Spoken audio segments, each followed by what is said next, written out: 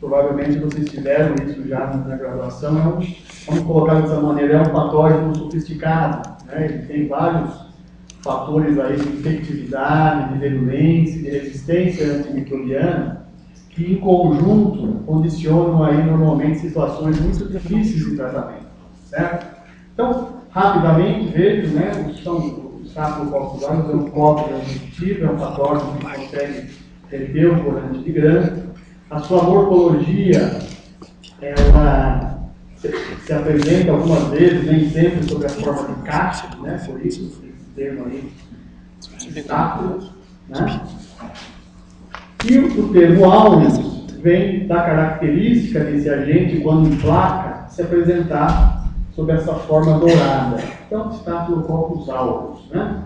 Esses agentes, pessoal, eles têm uma característica interessante, que vai explicar alguns aspectos da sua fisiopatologia, de ser um agente extra e intracelular eventual. Então, ele pode ficar no líquido intersticial e, eventualmente, ele consegue ganhar o meio intracelular e ali desenvolver, algumas vezes, um estado de latência. Eles são agentes que colonizam a pele e mucosas do indivíduo saudável, especialmente do indivíduo doente. Tá? Isso varia de 20% a 60%, até 70% naqueles colonizados eventuais, que passam por períodos de colonização e deixam de ser colonizados. Né? Nós, profissionais da saúde, somos colonizados em cerca de 50% das vezes. Tá? Bem, como eu falei para vocês, são agentes especiais, né? Os estáfilos possuem vários fatores aí de infectividade, de virulência e de resistência a antimicrobianos e são responsáveis por várias síndromes de importância clínica, né? Tanto em pacientes que vêm da comunidade e em pacientes também que experimentam alguma associação com o serviço de saúde, ou hospitalizados, propriamente dito, né? Ou aqueles pacientes que, por alguma razão, frequentam algum serviço de saúde, né? Então, são os pacientes de hemodiálise, frequentam o serviço de quimioterapia, enfim, né? Caracterizando o que a gente chama hoje de infecção associada à assistência à saúde. Tá? Pode passar, por favor. Bem, então, se a gente pudesse resumir um pouquinho da fisiopatogenia do Staphylococcus aureus, né? Parte das suas infecções seriam mediadas por esses fatores de virulência e infectividade. Então, eu tenho aqui o peptídeo glicano, a coagulase, a proteína A, as hemolizinas, toxinas, adesinas. O peptídeo glicano é uma proteína, um antígeno, né, um fator de virulência, especialmente pelo ácido teicoico, consegue aí promover uma resposta inflamatória normalmente muito intensa, né, sendo até às vezes deletéria para o nosso paciente. Além disso, ele tem participação importante naquilo que a gente chama de coagulação intravascular disseminada, né, que é um evento presente aí em algumas etapas da sequência sepse grave e choque séptico. Tá? Então, a coagulase é um outro fator de virulência que consegue acelerar a mudança do fibrinogênio para fibrina, e isso pode associar a formação de trombo na microvasculatura. Né? A proteína A é uma proteína que se liga às imunoglobulinas, tá? E essa ligação impede que a imunoglobulina facilite a opsonização do agente. Então, também é um fator de virulência. As hemolizinas, como o próprio nome diz, são substâncias que conseguem promover a lise de leucócitos. Né? Então, uma hemolizina que acabou ficando famosa aí é a chamada Pantone-Valentine leucocine, que é uma enzima que intermedia alguns processos danosos do estáfilo em tecido, certo? Algumas toxinas mais simples que são responsáveis por intoxicação alimentar, né? E algumas proteínas de adesão. Essas aqui extremamente importantes na fisiopatogenia do estáfilo, quando eles conseguem colonizar mucosa ou pele íntegra, que seja, e também tem alguma participação no que hoje nós conhecemos como biofilme, certo? Pode passar? Bem, então esse é um slide que tenta exemplificar um pouquinho uma dessas toxinas, um desses fatores de virulência, que é o peptídeo glicano. Então vejam aqui, né, que essas toxinas, elas se ligam, especialmente através do ácido teicoico, alguns receptores de células do sistema imune, os toll-like receptors, aqui especificamente do tipo 2, né? E essa ligação, por sinalização bioquímica, faz com que, a partir do núcleo dessas células, a cascata de citocina seja ativada, né? Quando isso atinge macrófagos, ele, por sua vez, por uma alta ativação, começa a sintetizar outros tipos de mediadores do sistema imune, e ele acaba se marginalizando, aqui se aderindo ao endotélio, né? Essa evolução aqui acaba por liberar fator de agregação plaquetária, e de repente eu tenho aqui um complexo formado entre o endotélio, macrófago e plaqueta, que acaba levando a microtromboses, especialmente na vasculatura periférica. Um outro fenômeno importante que aqui acontece no meio dessa tempestade aqui de mediadores é que essa situação, esse pH ácido que se forma, acaba ativando a óxido nítrico sintetase, que é uma enzima que tem por objetivo formar óxido nítrico, e essa ocorrência no endotélio faz com que haja vasodilatação, hipotensão, extravasamento do líquido intraco extracelular, né, explicando parte aí da fisiopatogenia da sepse grave. E vejam que, por exemplo, isso pode ter tido início a partir de um fator de virulência do Staphylococcus aureus. Certo? Pode passar? Bem, uma outra característica importante e relativamente recente do Staphylococcus aureus é a sua capacidade de formação de biofilme. Né? O que é biofilme, pessoal? Biofilme é um complexo próprio, uma espécie de uma membrana, de uma carapaça que envolve tecidos próprios do indivíduo, mas especialmente tecidos não self, qualquer tipo de prótese que esse indivíduo recebe. Né? Então, por exemplo, isso aqui é um biofilme, né? Vejam aqui as colônias estatuárias sob essa membrana, né? Uma espécie de uma matriz proteica em cima de uma prótese ortopédica. Tá? Então é isso que se forma, por exemplo, numa infecção associada à prótese ortopédica. Né? Então, a gente começa a entender que, às vezes, isso aqui é tratado do ponto de vista clínico, né? Já que é um microambiente, por exemplo, avascularizado ou com muito pouca vascularização. Então, não chega antibiótico aqui. Tá? Então, dois exemplos aí de como esse patógeno pode ser muito sofisticado, né? E se associar aí a vários fatores de infectividade e virulência. Pode passar? Bem, isso aqui é uma sugestão, tá? Preste atenção nessa referência, é um artigo de revisão sobre o Staphylococcus aureus. Tá? Então, bem detalhadamente, vocês vão encontrar essas cascatas, essas associações de virulência e infectividade. Tá? Não é um artigo recente, de 98, mas eu acho que ele se presta bem para esse momento da formação de vocês. Tá? É um artigo de revisão do ano de livro. Tá bom? Pode passar? Bem, agora que nós começamos a entender um pouquinho aspectos importantes de infectividade, de virulência, né? O outro aspecto que é imprescindível que se discuta antes de falar em tratamento é, na verdade, o histórico dessa evolução de resistência a antibióticos do Staphylococcus aureus. Tá? Então, vejam aqui, deve ter ficado meio embaçado para vocês, né? 1944, né? 5 anos depois do advento das penicilinas, tá? Já se reconhecia resistência do Staphylococcus aureus às penicilinas comuns. Tá? E isso se tornou algo de importância clínica a partir da década de 50 do século passado. Tá? Nesse momento aqui, não foi tão difícil resolver esse problema. Né? A indústria farmacêutica veio desenvolver o quê? As penicilinas semissintéticas, as penicilinas anti-estafilocócicas. Né? Então, desse período, mesmo que não ao mesmo tempo, eu acho que primeiro vieram a oxacilina, meticilina, flucloxacilina e várias penicilinas com atividade anti-estafilocócica. Tá? Andando um pouquinho mais na história, entre a década de 60 e 70, esse Staphylococcus aureus começou a mostrar algumas mutações em algumas proteínas de membrana. Tá? Isso aqui foi o segundo salto importante na resistência do Staph. Por essas mutações de proteína, que eu vou discutir um pouquinho mais adiante com vocês, os beta-lactâmicos começaram a não conseguir mais se ligar nesse agente. Não conseguindo mais se ligar, perderam sua efetividade. Tá?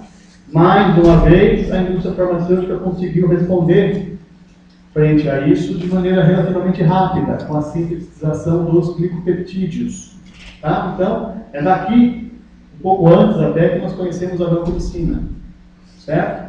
Andando um pouco mais adiante disso, no começo da década de 90, do século passado, essas alterações de proteína de membrana, em algumas situações começaram a ser exacerbadas, começou a ter uma hiperprodução dessas proteínas, né? E isso, em determinados níveis de concentração inibitória mínima, começou a se transcrever em resistência clínica a glicopeptídeos. Certo? Então, é o que nós vamos caracterizar adiante como resistência intermediária aos glicopeptídeos. E até que, não ficou legal para vocês verem, mas em 1997, né, no Japão, foram descritos alguns isolados de Staphylococcus aureus com resistência plena a glicopeptídeos. Né? Isso, na verdade, não foi uma evolução do patógeno, né? Mas eu vou explicar adiante para vocês. Houve aí uma mudança de alguns genes que condicionavam resistência no enterococo para o Staphylococcus aureus, e isso trouxe resistência, vamos dizer assim, por tabela, ao estáfilo, aos glicopeptídeos também. Certo? Bem, ainda a indústria farmacêutica conseguiu responder a essas alterações. Né? Então, hoje nós temos algumas drogas que, em Staphylococcus aureus com resistência intermediária e resistência mesmo plena aos glicopeptídeos, eu tenho algumas opções terapêuticas de tratamento. Certo? Então, resumidamente, esse foi o histórico dos padrões, dos perfis de resistência que o Staphylococcus aureus passou no decorrer aí do nosso conhecimento de infecções do Staphylococcus aureus. Certo? Pode passar?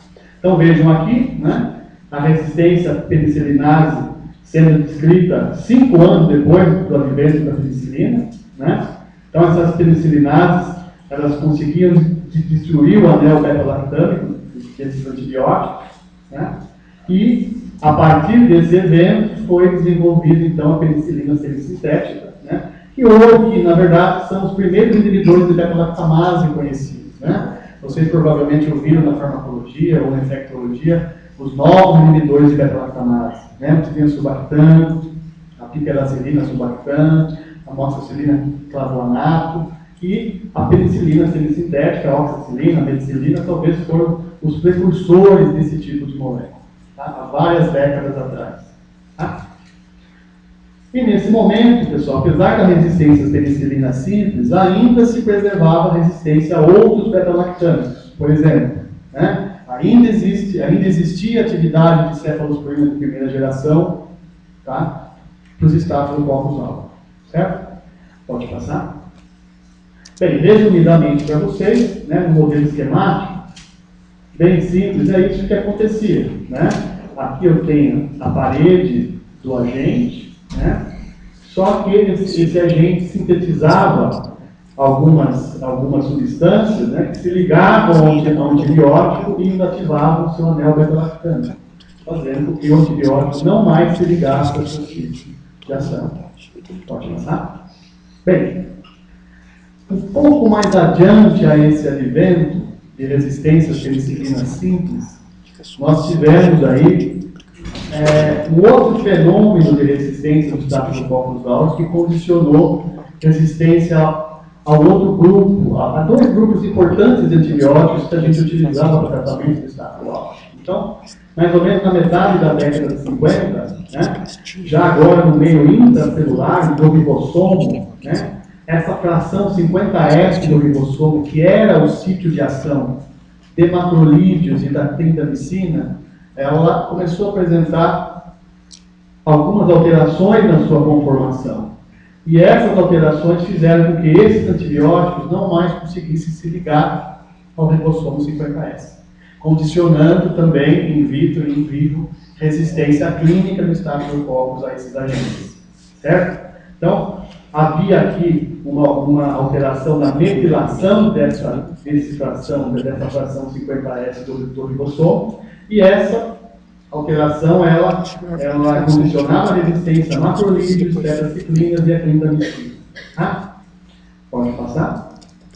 E como é que isso era detectado? Né? Quer dizer, a resistência clínica aos macrolídeos era detectada através do disco de eritromicina. Tá? E sempre se mostrava com halos pequenos quando diante de uma cepa com esse tipo de mutação. Certo? Agora, isso nem sempre era recuperado em placa com relação à clindamicina. Poderia haver falsa sensibilidade. Né? E para isso foi desenvolvido aí um teste simples de laboratório chamado T-teste. Então, quando eu aproximava discos de clindamicina a eritromicina, é difícil de enxergar isso às vezes, mas creio em mim. Tá? Que isso aqui tendia a se formar um D invertido. Né? Vejo que aqui é mais reto em derretimento dessa área ovalada. Isso se chamou T-teste. Tá? Então, é o T-teste que detecta a resistência à clindamicina. Certo? Então, com essa mutação, eu perdi sensibilidade de macrolídeo, clindamicina e tetraciclina. Perceba que eu vou perdendo opções de tratamento para esse agente. Né? Pode passar? Bem, e aí vieram as alterações de PBPs. PBPs são proteínas ligadoras de penicilina. Tá? Apesar do nome se associar à penicilina, vários outros beta-lactâmicos e outras classes de antimicrobianos se utilizavam desse ligante aqui. Né? Então, houve uma mutação, né, nessa proteína de ligação. Então, o que era chamado de PBP passou a ser chamado de PBP linha 2 ou 2A. Né? E mais uma vez, a partir dessa alteração, alguns antibióticos perderam afinidade pela membrana do agente, tá? Especialmente os beta-lactâmicos.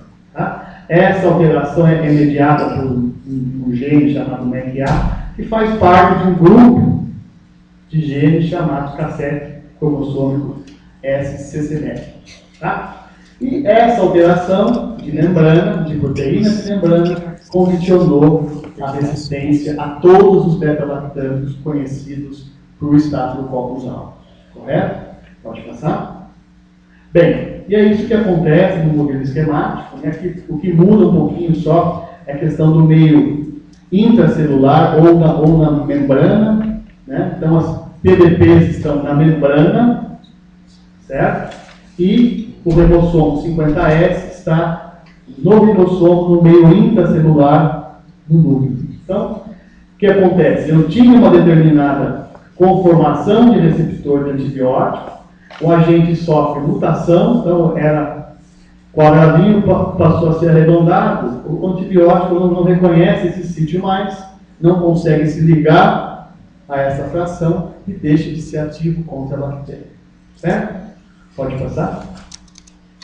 Bem, quando isso é super expressado, quer dizer, isso acontece muito, a grande maioria desses receptores passam por essa mutação, nós temos uma hiperexpressão das PBPs. Né? E quando isso acontece, né, eu tenho a extrapolação desse tipo de resistência propriamente aos glicopeptídeos. Então eu começo a deixar perder a atividade de glicopeptídeo contra esse agente. Tá? E é esse aspecto aqui que a gente vê na placa. Né? Pode passar? E é esse aspecto que nós vemos numa micrografia eletrônica.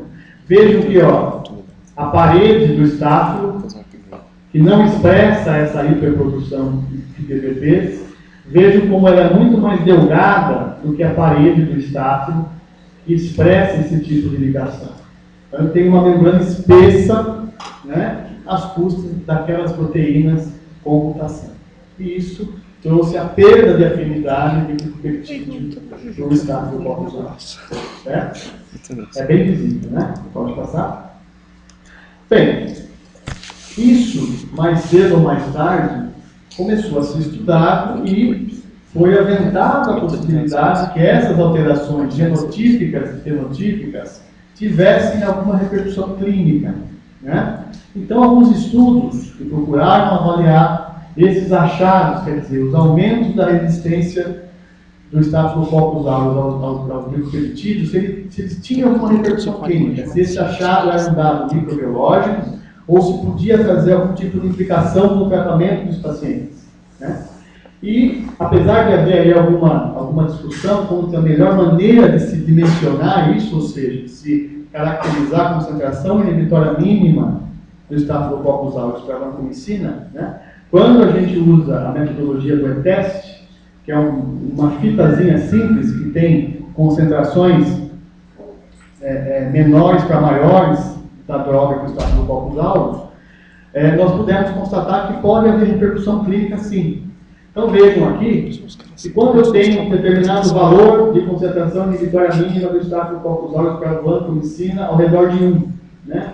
Eu não tenho aumento do risco relativo de mortalidade. E quando eu preciso de mais vancomicina para tratar esse mesmo agente, ou seja, o agente por alguma razão necessita de uma concentração maior de antibiótico para ser inibido, né? Por exemplo, de 1 para 1,5, veja que eu já aumento em mais de 2 vezes o risco relativo de morte nessa situação clínica. E assim por diante, né? Quando eu dobro a necessidade de antibiótico, olha o que acontece com a minha mortalidade. Aumenta muito, né? Então, essas alterações microbiológicas, genotípicas e fenotípicas, elas, quando verdadeiramente presentes, elas trazem realmente repercussões para o nosso paciente. Perfeito? Pode passar?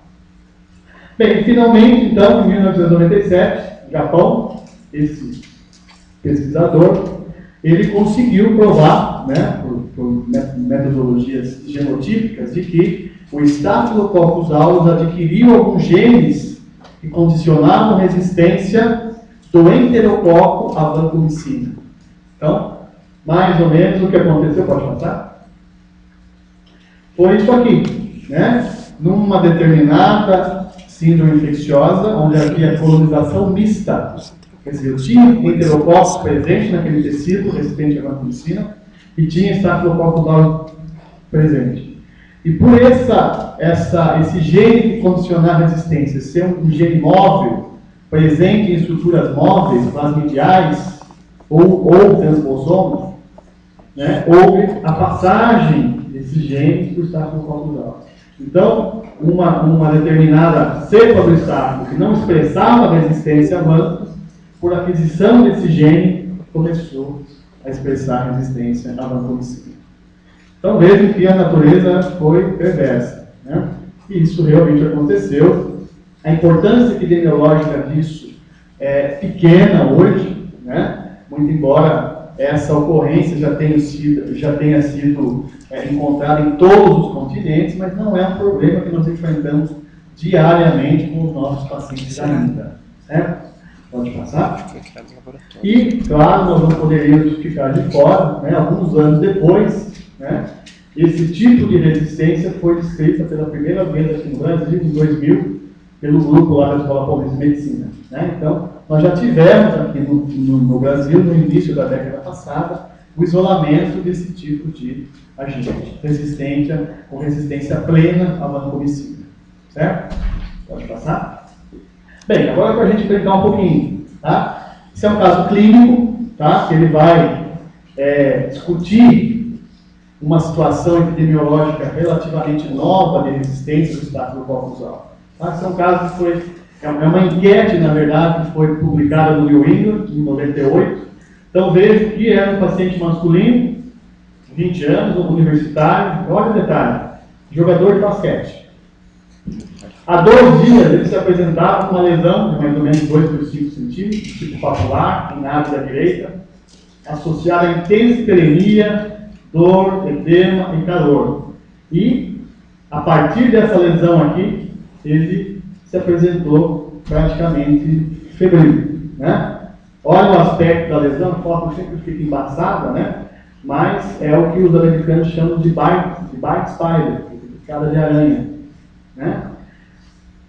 Esse mesmo paciente tinha qualquer ausência, não tinha nenhuma história de trauma local, e tinha algumas viagens recentes pelos Estados Unidos como jogador de basquete.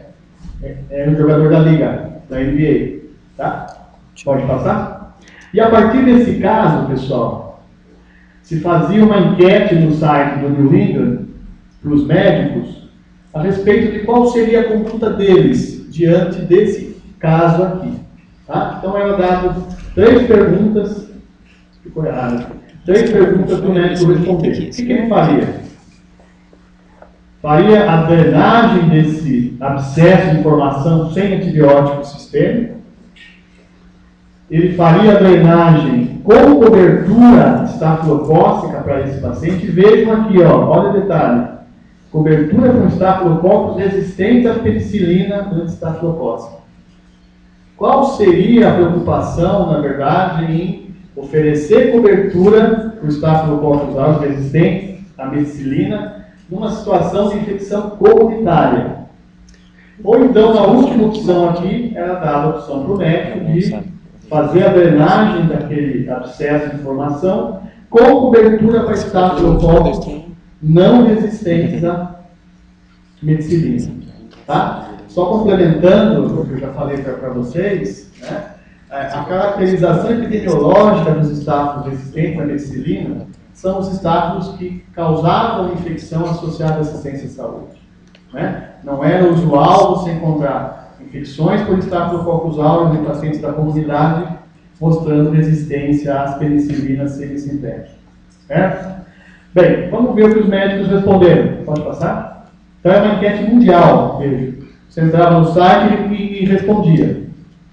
Olha aqui o que nós respondemos na América do Sul.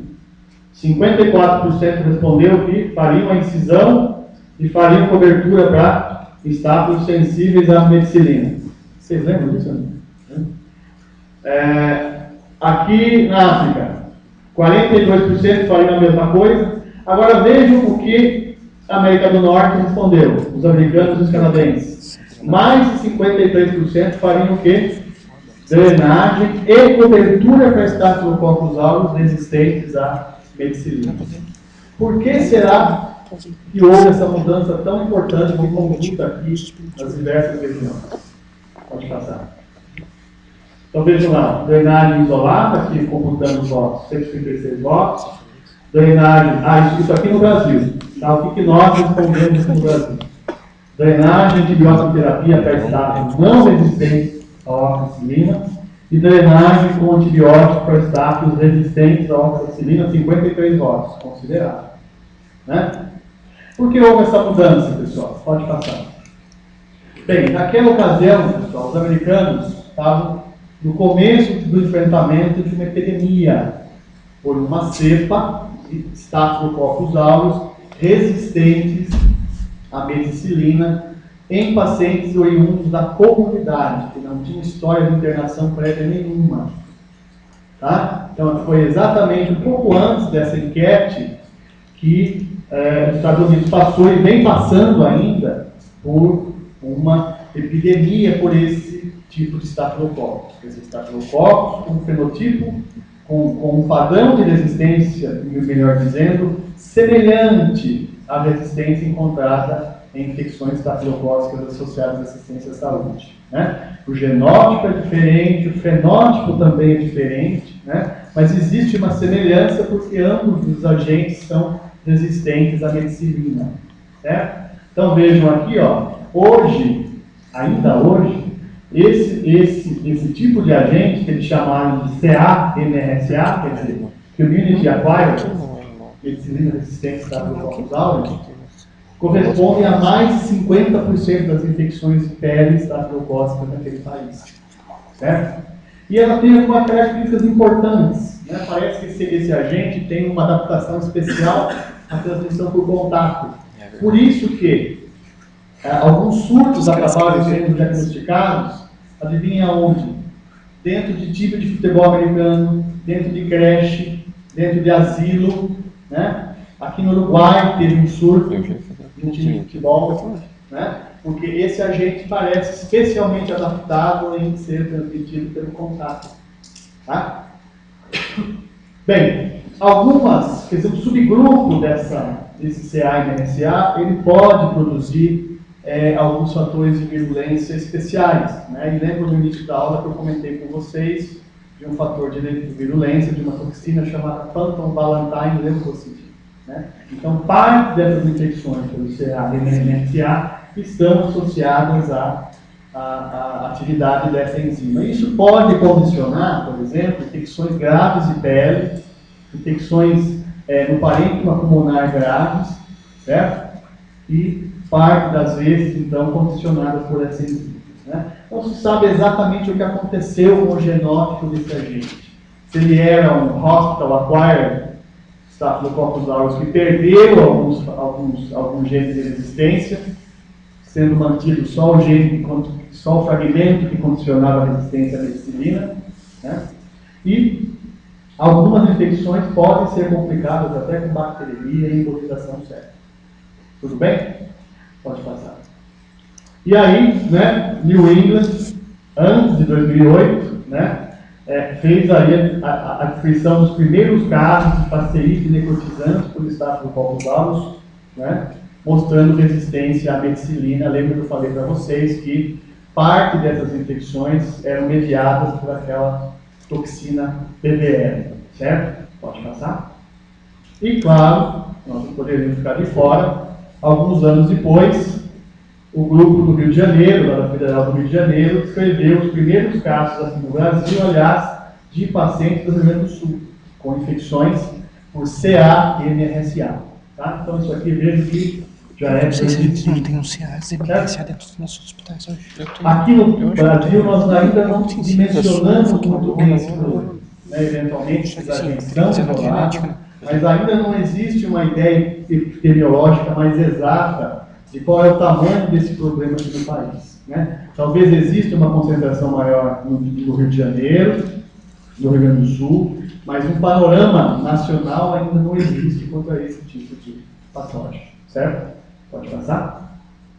Bem, como é que nós tratamos esses agentes então? Né? Quer dizer, diante desse quadro evolutivo de décadas de fatores de infectividade, virulência se expressando, de resistência antimicrobiana, o que nos restou do ponto de vista terapêutico para tratar esses agentes? Pode passar? Bem, antes de nós entrarmos aqui na classe de antimicrobianos que vai caber a mim discutir com vocês, né, como se trata de um evento acadêmico de formação, um conceito que vocês devem levar no meio dessa mistura de Staphylococcus aureus é de que ainda hoje, né, tem alguns estudos aí sugerindo que isso pode, no futuro próximo, ser discutível, mas ainda hoje a melhor classe de antimicrobianos para tratamento de Staphylococcus sensíveis às penicilinas são as penicilinas semissintéticas. Certo? Quando isso não está presente, quer dizer, eu tenho mecanismos de resistência que condicionam resistência às penicilinas, eu tenho aqui, como eu coloquei para vocês, várias outras classes de antimicrobianos que eventualmente podem ser empregadas. E o meu papel aqui hoje com vocês vai ser discutir a daptomicina, né? Que é um lipopeptídeo cujo nome comercial é Cubicin, para tratamento de algumas infecções estafilocócicas. Certo? Pode passar? Então, de agora em diante nós vamos discutir um pouquinho a daptomicina. Tá bom? Pode passar. Bem, pessoal, a daptomicina é um lipopeptídeo, tá? É uma classe nova de antimicrobiano, né? Ela não configura necessariamente um mecanismo novo de ação, mas é um mecanismo inovador, né? Já que a droga age a partir da ligação ao envoltório bacteriano, né? Então a droga, quando ela se liga na membrana, na parede da bactéria, ela acaba levando a algumas alterações conformacionais que criam alguns poros nessa membrana. Tá? E esses poros, eles permitem que ocorra um efluxo muito intenso de alguns íons do intracelular para o extracelular, ou seja, há um distúrbio aqui na permeabilidade seletiva da membrana. Tá? E esse fluxo intenso de íons potássio, especialmente, faz com que haja morte bacteriana. Tá? E com um detalhe teórico, em princípio, mas é uma morte bacteriana sem livre da bactéria. E isso, em teoria, né, se associaria a uma resposta inflamatória sistêmica menos intensa. Certo? Então, esse, resumidamente, é o mecanismo de ação da daptomicina, um lipopeptídeo. Tá? O Dr. Jaime vai conversar com vocês os lipopeptídeos e a daptomicina é um lipopeptídeo. Certo? Pode passar? Bem, alguns dados aqui da farmacologia, alguns dados gerais da farmacologia da droga. É uma droga de alta ligação proteica, eu vou discutir isso com vocês. Né? A pouca formação de metabólitos no plasma, tá? Excreção primariamente renal, uma meia-vida relativamente longa, que permite que a droga seja usada uma vez ao dia. Tá? Não é necessário ajuste de dose de acordo com o sexo, massa corporal, alterações hepáticas e alteração renal somente em situações graves, quando o doente tem clínice menor que 30. Tá? Aí eu preciso fazer ajuste da droga. É uma droga que se associa a pouca interação medicamentosa. Tá bom? Detalhe importantíssimo. Tá? Isso aqui vocês precisam levar. Né? Uma das poucas desvantagens da droga, mas isso é muito importante do ponto de vista clínico. Certo? A droga, pessoal, quando ela interage com o surfactante pulmonar, ela acaba sendo inativada. Por essa razão, lembre, ela não pode ser usada em qualquer suspeita de pneumonia, certo? Porque ela não vai ser ativa nesse sítio, já que quando em alta concentração naquela região, ela acaba sendo inativada, certo? Então, um alerta importante aqui é a contraindicação em infecções pulmonares, certo? Pode passar? Bem, de todo esse slide anterior, quero chamar a atenção para um aspecto farmacológico que é realmente importante. Vocês lembram no slide anterior que a droga tem 93% de ligação proteica. Não sei se vocês vão lembrar da farmacologia, mas esse é um dado importante. Né? Quer dizer, essa fração da droga que circula ligada à proteína sérica, ela se associa, pelo menos em parte, a algumas características da droga, especialmente a característica se a droga tem uma tendência a ficar mais dentro do vaso ou se distribuir mais facilmente para os vários tipos de tecido corporal. E 93% de ligação proteica é muita ligação proteica. Então isso é uma característica da droga de atingir altas concentrações séricas. Tá? Pode passar? Acho que tem. Então vejam aqui, ó, ligação proteica de 93% em detrimento de um volume de distribuição extremamente baixo. O que quer dizer isso?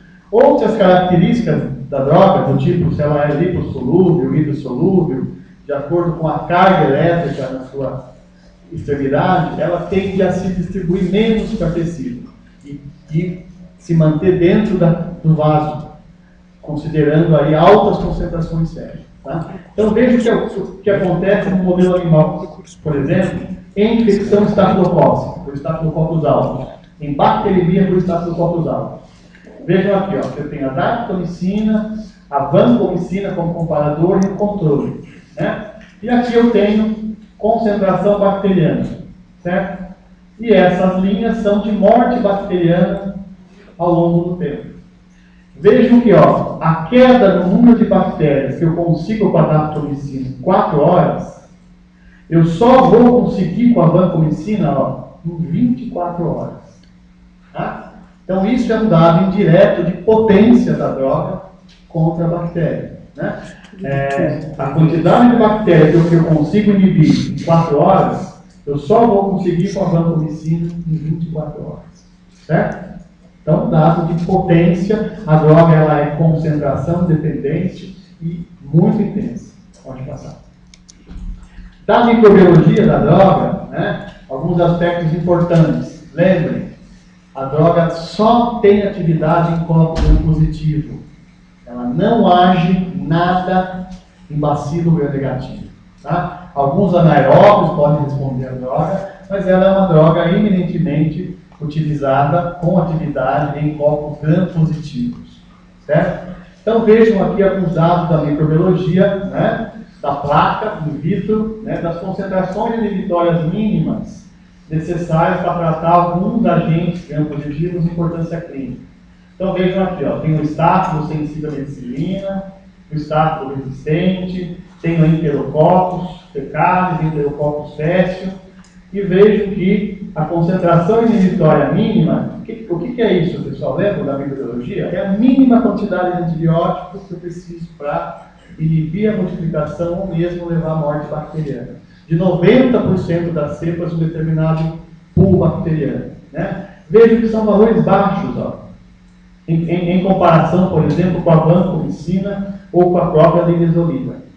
Tá? São valores extremamente baixos. Pode passar? Então, eu tenho o seguinte cenário. Tenho concentrações inibitórias baixas da droga, né? E quando eu vou, por sua vez, avaliar o quanto a droga consegue se concentrar no sangue, eu vou ver que ela consegue uma concentração sérica, do que a gente chama de estado de equilíbrio, de até 8 microgramas por ml. Então vejam que o valor que eu consigo no sangue é muitas vezes maior do que o mínimo que eu preciso para inibir a bactéria. Então isso é um outro dado de potência microbiana. Certo? Pode passar? Bem, isso aqui também é um modelo experimental, é um modelo in vitro, né? Vocês lembram que no início eu falei para vocês que o Staphylococcus aureus é um agente que se associa à formação de biofilme, né? E essa droga, ela consegue, pelo menos in vitro, alguma concentração de biofilme, né? Isso não vem de estudo clínico, né? Mas é um potencial in vitro da droga conseguir alguma concentração de biofilme e se algum de vocês for se envolver de verdade no tratamento dessas infecções, vocês vão ver que isso talvez seja um dado bastante interessante. Certo? Pode passar? Bem, a partir dessa introdução, pessoal, quais são então as infecções que eu posso utilizar na daptomicina? Certo? Então, a partir de 2003, inicialmente nos Estados Unidos e na Europa, depois para o resto do mundo, a daptomicina foi aprovada para tratamento de infecções complicadas de pele e partes moles, por patógenos gram-positivos, por infecções da corrente sanguínea, por Staphylococcus aureus, tá? Com ou sem endocardite de câmara direita. Tá? Então, bacteremia mais endocardite direita ou infecção complicada de pele e partes moles. Aqui no Brasil, desde 2008, ela tem as mesmas aprovações. Tá? E aqui, só reforçando para vocês, ela não pode ser usada em pneumonia. Tá? Pode passar? Bem, esse é o primeiro slide que descreve os estudos clínicos, né, que me chama de estudos de registro, estudos fase 3, quer dizer, estudo que mostrou que a droga era não inferior a um comparador padrão para tratamento de infecção por gram-positivo. Então, nesse caso aqui, eu não vou me delongar muito nesses estudos, né, a daptomicina foi comparada ou a meticilina ou a vancomicina para tratamento de infecções por gram-positivos. Certo? Pode passar? E, quando comparada ou a meticilina ou foi a turboxacilina, né? Ou a vancomicina, vejam que, acabamos saindo aqui em cima, ela se mostrou não inferior aos seus comparadores. Ou seja, ela foi tão boa quanto a vancomicina ou a flucloxacilina, que é uma outra penicilina semissintética. Certo? Pode passar? Então vejam aqui, quando eu pude isolar o agente, a daptomicina com o seu comparador também foi equivalente, ou seja, a dapto foi não inferior, foi comparável à terapia padrão para aquele tipo de infecção. Pode passar? Bem, como é que a droga se posicionou aí quanto à tolerância, né? Na primeira tentativa de se desenvolver a daptomicina em estudo clínico, pessoal, ela foi utilizada de 12 em 12. Tá? Hoje a dose padrão da daptomicina para esse tipo de infecção são 4 mg por quilo uma vez ao dia. Tá? E na década de 80, quando ela começou a ser testada, ela foi utilizada de 12 em 12, até numa dose mais alta. E nessa posologia ela mostrou algum problema de toxicidade muscular, aumento de CPK e às vezes até de rhabdomiólise. Tá? Mas com esse ajuste de dose, ou seja, 4 mg por quilo uma vez ao dia, esse problema foi praticamente eliminado. Certo? Então vejam aqui, ó, eu só tive elevação de CPK de 2,8% dos pacientes. Na grande maioria das vezes, isso não se associou a qualquer tipo de efeito colateral mais grave. Né? Os eventos adversos, ó, da daptomicina com o seu comparador foram muito próximos, né? Só foi necessário interromper o tratamento por efeito colateral em 2,8% dos pacientes da daptomicina e 2,8% do comparador. Certo? Pode passar? Bem, esse é o segundo estudo de registro de fase 3. Né? Os estudos de fase 3, pessoal, são os estudos mais rigorosos que existem. Eles são controlados, randomizados. Quer dizer, a gente não sabe em qual tipo de paciente nós estamos usando determinada droga. Né? E são esses estudos que são solicitados pelos órgãos que regulam o registro de novos antimicrobianos. Pelo FDA nos Estados Unidos, pelo EMEA na Europa e aqui no Brasil pela Anvisa. Né? E para tratamento de infecção da corrente sanguínea por Staphylococcus aureus, com endocardite de câmera direita, né, mais uma vez, os dois comparadores foram ou uma penicilina semissintética ou a vancomicina. Né? E as duas drogas foram comparadas. Vejam os resultados. Pode passar? Então vejam aqui que resultados muito semelhantes, né, da daptomicina com o seu comparador, né, nas várias situações de avaliação do estudo, né, aqui no end of treatment, no teste de cura, né, valores absolutamente equivalentes e, pode passar, a daptomicina, então, se mostrou mais uma vez não inferior aos seus comparadores e, por essa razão, sendo equivalente, conseguiu seu registro para uso clínico. Certo? Então, segundo registro de uso da droga, bacteremia, infecção da corrente sanguínea por Staphylococcus aureus, com ou sem endocardite associada. Pode passar? Aqui, por fenótipo do agente isolado, né? Então, tem aqui, ó, os estáfilos sensíveis à meticilina, os estáfilos resistentes à meticilina. Né? Então, situações muito equivalentes, não havendo, então, inferioridade da DAP com relação ao seu comparador. Pode passar? Qual foi a tolerância da daptomicina, quer dizer, seus eventos adversos, com relação ao seu comparador? Muito semelhante também, né?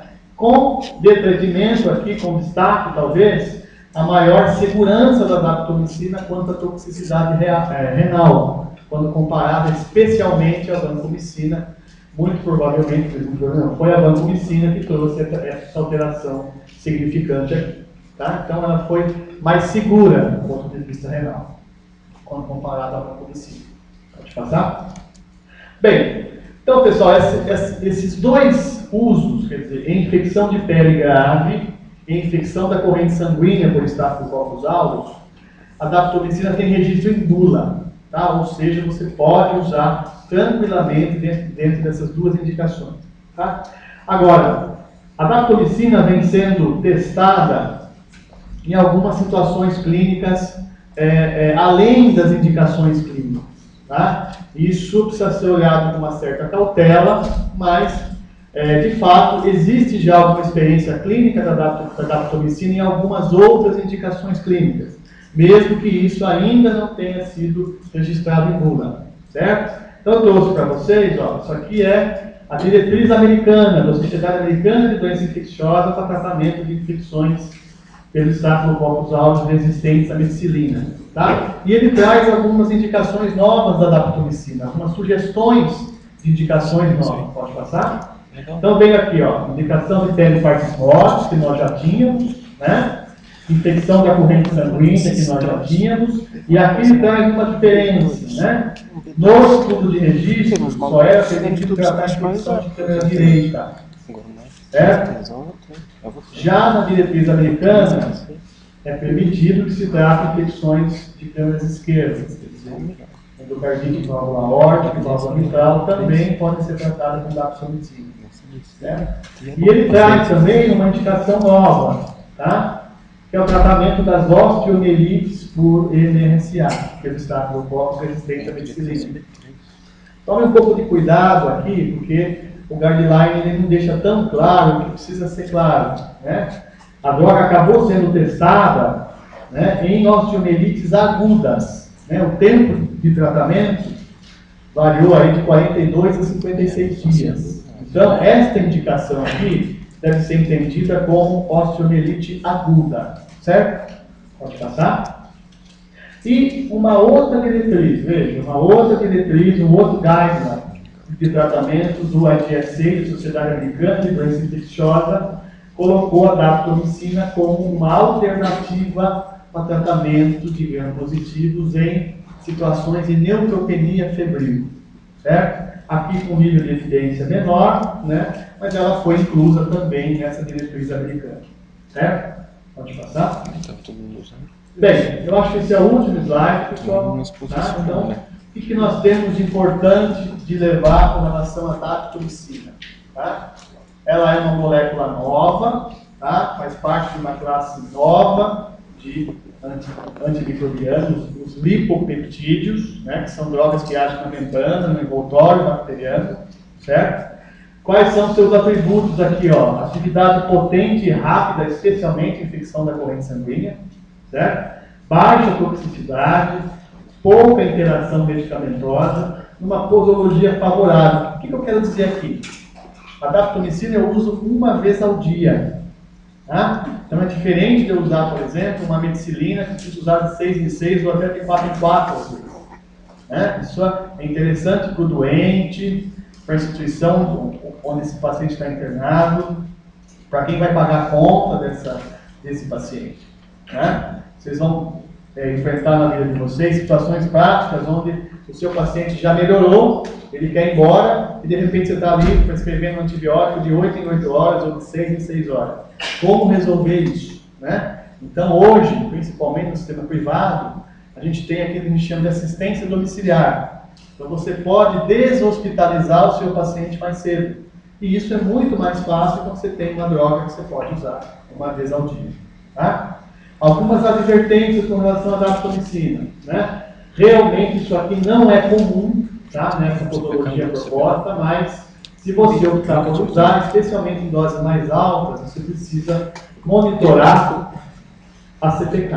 Tá? É uma enzima que sofre quando há algum dano à musculatura estriada, né? Então, a bula diz, uma vez por semana seria interessante você levantar o valor de CPK. Não é necessário, né, ser tão rigoroso assim, porque realmente é um efeito incomum. Tá? Uma outra situação extremamente rara, eu nunca vi, eu sou um grande prescritor de daptomicina, eu uso bastante na minha instituição privada, mas a bula diz que em alguns casos raríssimos você pode ter pneumonia eosinofílica, que é um fenômeno autoimune, tá? Que pode se associar à prescrição de daptomicina. Não suspeitar então com relação à pneumonia e lembrar que você precisa ajustar a dose em pacientes com renal de clearance menor que 30. Certo? Tá bom, deixa eu ver. Pode passar. Tudo bem, pessoal? Obrigado pela atenção de vocês.